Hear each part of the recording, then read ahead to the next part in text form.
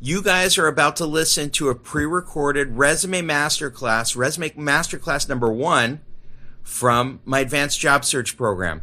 Now, you have a goal with your resume. It's pretty obvious. We all have the same goal with the resume. It is to penetrate companies so that you can get in the door, so that you can dazzle, so that you can get the job offers that you really want.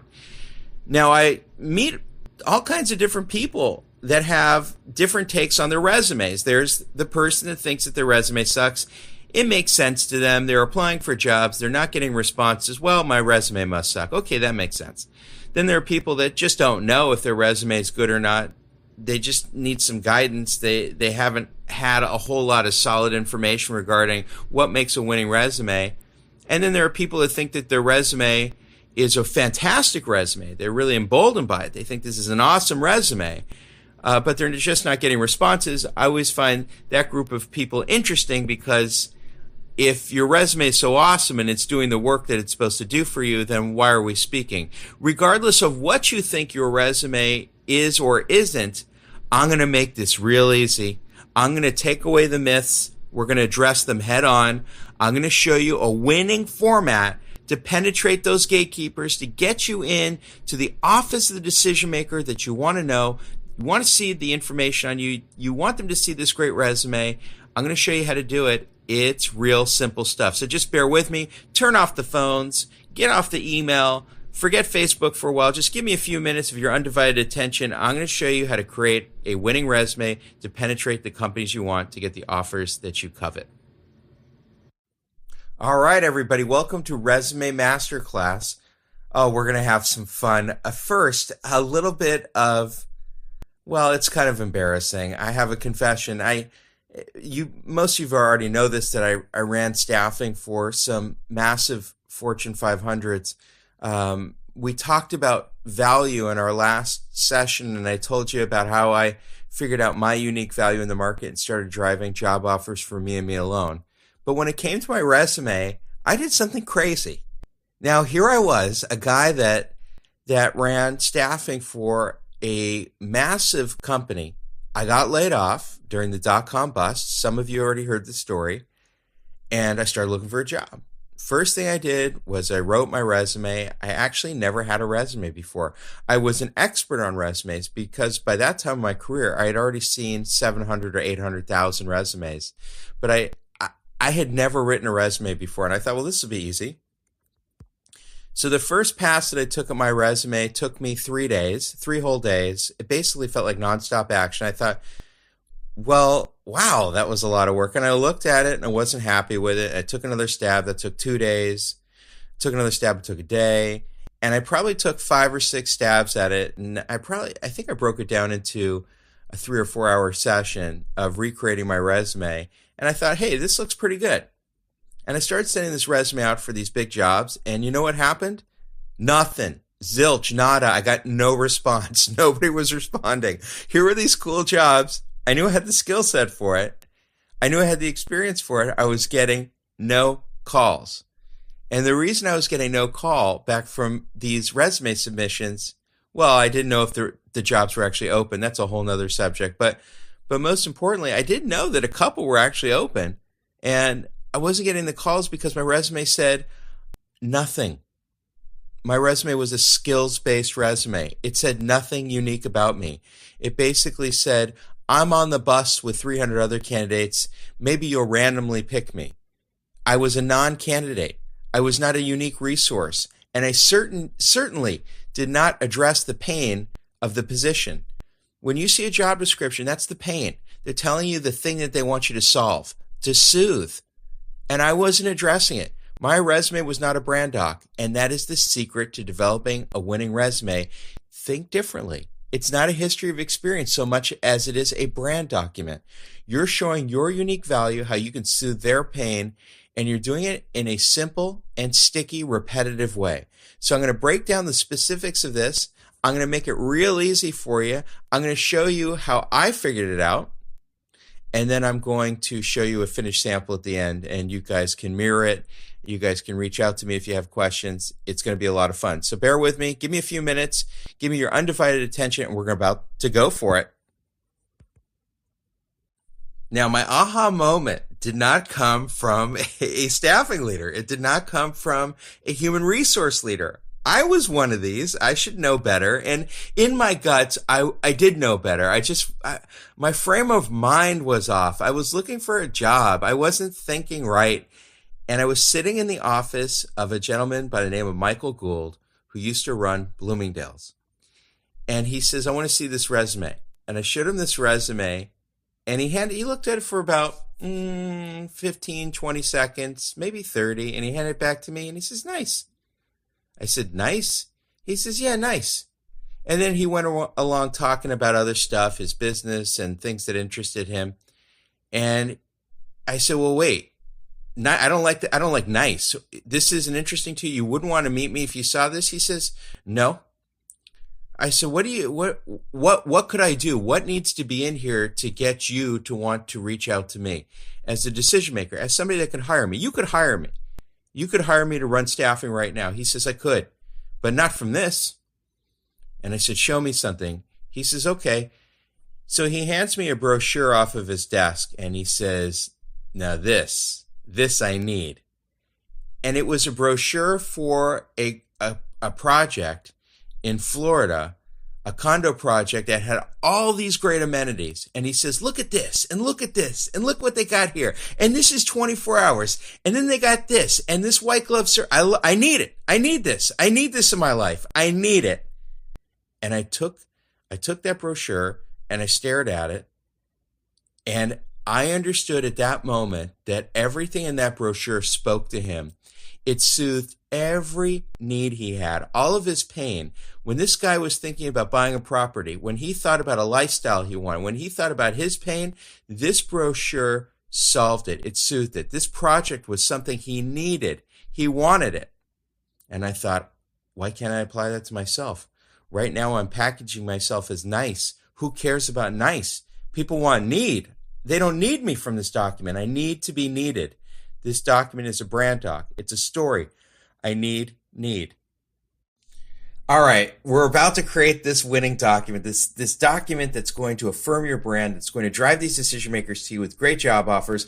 But boy, do I need to clarify a couple of myths.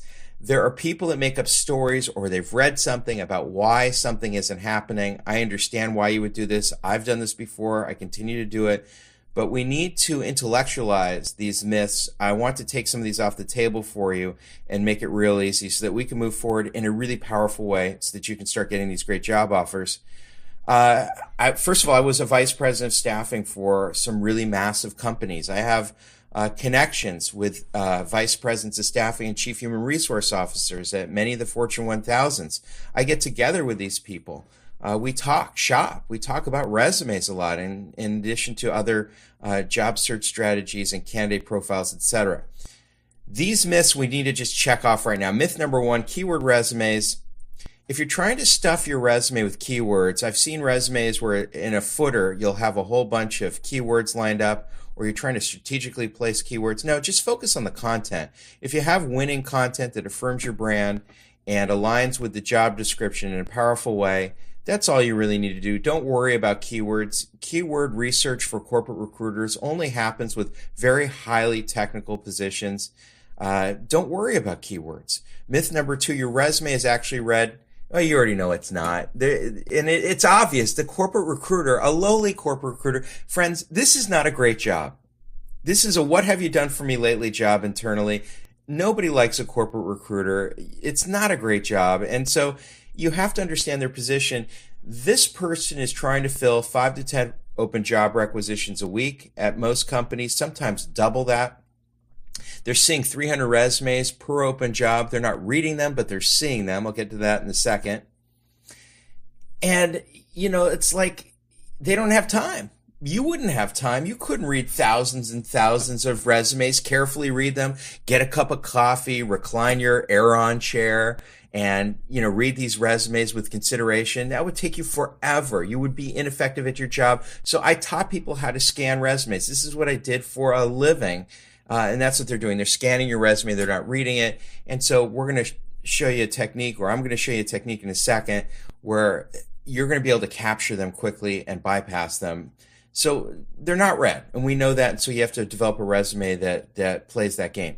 Myth number 3, the more the better, aka throwing you-know-what against the wall to see what sticks approach. There's a lot of people that do this. They just want to throw the kitchen sink at you. They want to tell you, hey, if you're looking for this, I did it. If you're looking for this, I did it. I was a rodeo clown. I can ride a unicycle. I mean, people get really nuts with throwing out all kinds of stuff. I'm being a little bit silly, but throwing out all kinds of stuff that they want you to know just in case. That's not a targeted resume. You want to keep your stuff as simple and targeted as possible, laser targeted, and that's what we're going to get into now. Your resume header should be on every page of your resume. I can't tell you how many times I've seen a resume where there's a header on page 1, but page 2, it's missing. Make sure it's on each page, and a header, not a footer. Put it at the top. You're trying to make this easy for your audience, and pages get lost. It's happened to me plenty of times when I saw a resume and I was trying to find the second page of the resume and I couldn't find it. You're hearing me say second page, so you know how long I want your resume to be. A 2-page resume is the standard. A 1-page resume can be okay. 2-page resume should be plenty of room for you to detail your experience. If you don't think it is enough, then we need to chat. It should be plenty enough. But take a look at this header just really simply. This is where you want it to be. You want it to be simple. And the most important thing that you really need in your header is you need to have your LinkedIn address. And instead of having it just be a link that says LinkedIn, actually write the whole address, http:// do the whole address there, because sometimes that link won't be active and then they'll have to search for your LinkedIn profile. And I'm going to tell you, before any good corporate recruiter is going to reach out to you, and some decision makers, they're going to check you out on LinkedIn. They're going to do Google research on you, and they're going to check you out on LinkedIn. So you might as well just send them there, make it easy. It's the only thing you really need to remember. Just make sure that your LinkedIn profile is there and that your header is on every page.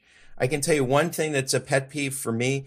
I don't like to email people at work. I don't like to call work numbers. It's a turnoff. It may speak to a character issue. That's up to you. I don't mean to be harsh, but make sure that it's a personal email address. I used to set up an email address that was just for my job search. So it would be like adamresumes@yahoo.com or adamjobs@yahoo.com or something like that. So it was just for my job search so that I didn't miss anything. Nothing went to a spam filter. And make sure, again, that number that you provide is actually your personal number. I just assume put one number, my cell number. Some people like to put a home and a cell number. I say just offer one number so that there's no confusion. This is the header. Make sure that your LinkedIn profile is on there, and make sure your header is on each page. Summaries. People love summaries. They like to talk about summaries in terms of who they are as a professional, and they talk about a set of skill sets or personal or professional characteristics. They talk about disjointed wins, meaning wins that are detached from the actual job entries.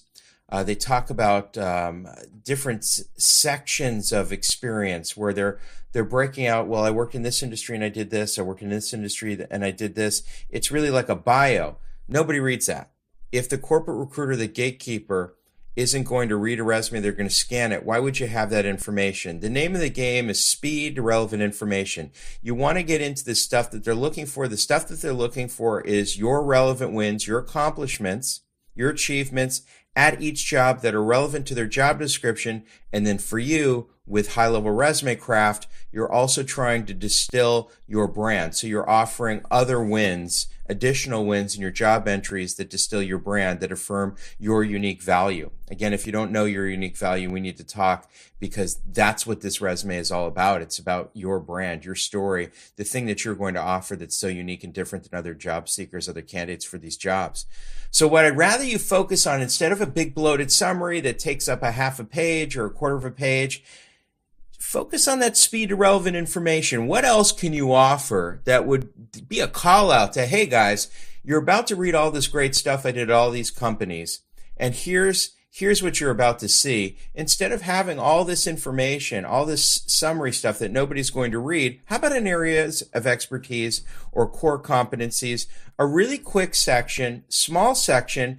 And I give you an example here of the stuff that they're going to see as they view your resume. They're going to see relevant wins related to these competencies, these areas of expertise. I think that's a really simple thing that you can do that alerts your audience about what they're going to see in a powerful way without taking up too much space. I struggled so hard to figure out this resume stuff. And then when I thought about the need versus the nice, it struck me that there was a really simple way and a fast way to create a resume. I needed to actually look at what the company needed. How dumb. Here I was putting in all these skills, all this junk that nobody cared about, and really all I needed to focus is on what they were really looking for. So I went back to the job description. I saw that they were looking for these qualifications, they were looking for these skills, and all I did was address them like a grocery list. I checked them off. In my first job entry, in my second job entry, I checked them off with relevant wins. And I wrote these relevant wins as actions and results, or actions and projected results, or actions and forecasted results. It took my resume writing from a day to 30 to 45 minutes to create a master resume, and then I would just tweak it from there. But if you align your document with the job description, you check off each of the characteristics, each of the qualifications, responsibilities, and reference it in your resume, address it in your resume with a relevant win, you're going to penetrate these companies. This resume writing process might even become fun for you. I really enjoy it, which is weird, but it's like a game. It's like a puzzle where they're telling you the stuff that they're looking for. They're essentially giving you the answers. You just have to craft them. You have to massage them. So what I want you to focus on, relevant wins, relevant to the job description, written as action and result, and not too long. I like to have these wins fleshed out in a sentence. If you make these gatekeepers stare at your resume and try to read it, then you slow down the flow of the resume. They're not used to that. They get sour on your resume and they disappear. You want to keep them engaged. The way that you keep them engaged is good flow. You do that with bullets. You do that with empowering words to start your bullets. You do that with a payoff, meaning the results of your action and the result. And you differentiate your wins. Now, and there's high-level resume craft that will show you a rhythm of wins that you put in your resume to distill a certain brand, a certain stickiness to be known as something. That's really high level. If you just focus on this basic stuff of putting in relevant wins, actions and results, and no job duties, they already know what you do. Don't give them job duties. You show them actions and results. You're going to penetrate these companies. Focus on that. Other stuff in your resume. After your last job entry, then what? Well, you can include education. You can include training or skills. You can include language proficiencies. If you have enough space and you want to include board positions or volunteer action, you're welcome to include all that stuff. What I would like you to focus on is just the basics here. This is just the finishing piece to your resume. It is not as critical as your actions and results. This is just the finisher. So education, do not put your high school education on your resume. If you did not go to college, just don't have an education section, or you can put a certification or training session alone and use that instead of an education section. If you do put an education section on your resume, put all of your education on there. Anything where you've had a degree or certificate, but leave off the dates. Now, ageism is alive and well, but what's surprising to some people is it's all ends of the spectrum. It's the young side, it's the more seasoned side, and sometimes everything in between. You don't want to date yourself in any way. And that's why when I told you that I didn't want the summary on there, what is the thing that everybody puts in their summary, or a lot of people that I can't stand? Years of experience. Saying that you have 20 or 30 or 40 years of experience is not a real value. The value is in what you can do for a company. What is your brand, your unique value, and your supportive wins? So I want you to focus on that stuff. So there's no need to put your dates of graduation on your education section. Just don't do it. They're going to ask you at some point in time, you can address it then. Your resume has a job. Its job is so that you can get in the door, so that you can dazzle. Training, certifications, if you have technical skills, you can put skill sets, you can put languages, you can put platforms, software, hardware, all that stuff. For creatives, there's a little bit of a different tweak here, but certainly this is all you need to do. Focus on, just leave dates off, put your education, put your training, put your skills, and that's it. Pretty simple stuff. Now I'm going to take you through some things that you need to think about when you're polishing off your resume. When I figured this stuff out, when I figured out that I was going to create a need document, everything became informed. It became a really easy process to develop this resume because I knew what needed to be in there. It became very formulaic, and I was able to create a living document that made the process of resume creation so much easier. I just exploded on that living document. I put every win that I could think of that related to my brand, my unique value, so that when I was applying for jobs, I could just extract out wins that weren't germane. But I aligned my content with, again, the job description, and that was a winner for me, and it will be a winner for you. Take the pain out of this resume process by having something just plug and play. It'll take you 45 minutes. Some people may take an hour, but it's worth the exercise of developing your brand, developing wins that resonate with the jobs that you're going for generally, and really target the specific jobs that you're going for with those relevant wins. Extract the ones that don't make sense. Font size. Font size is interesting to me. If you can't read it, I can't read it.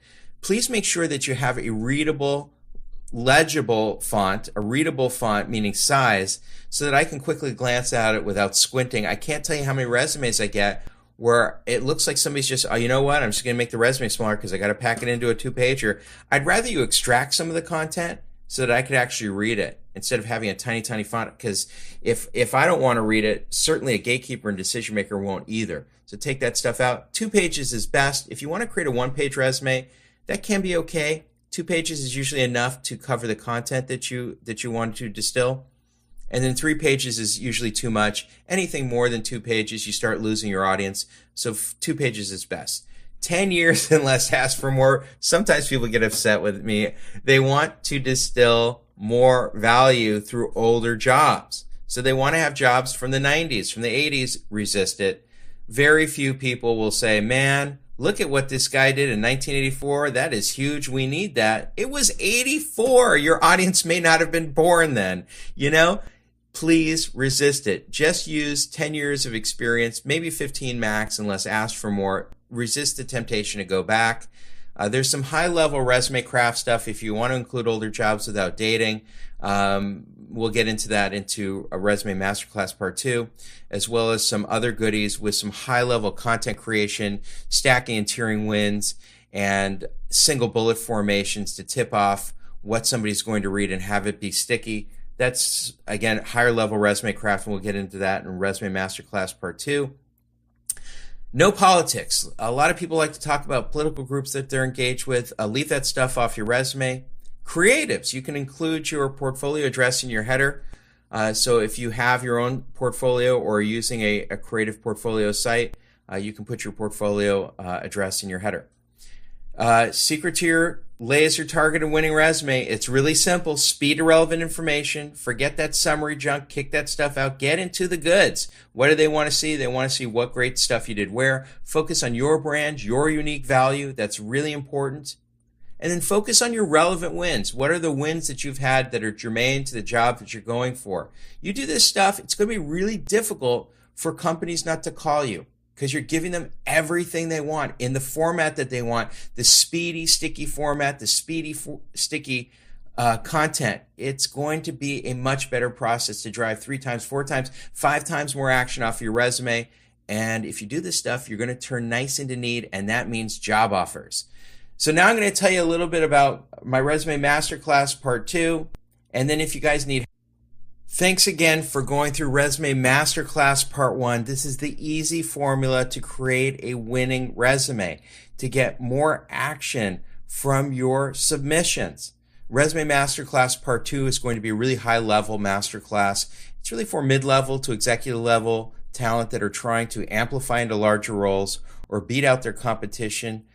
It's really high level resume craft, and what you'll be building is a brand document with a call to action, a document that you can chunk out into content, develop a brand for yourself, a digital footprint for yourself, actually promote the content within your resume.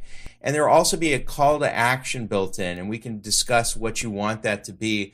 There are 3 different types of calls to action that you can generate from your resume, and we'll go through that. It's really high level stuff.